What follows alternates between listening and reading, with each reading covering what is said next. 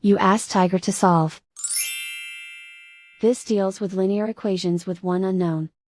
The final result is p equals -16. Let's solve it step by step. Simplify the expression.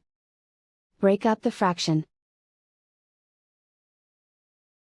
Find the greatest common factor of the numerator and denominator.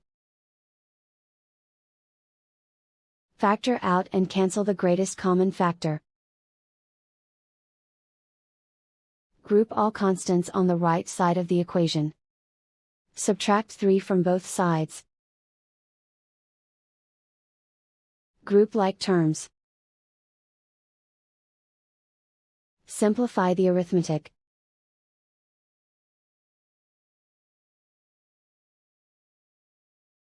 Isolate the p. Multiply both sides by 2. Group like terms. Multiply the coefficients.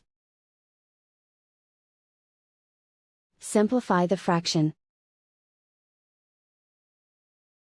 Simplify the arithmetic. And so the final result is p equals -16.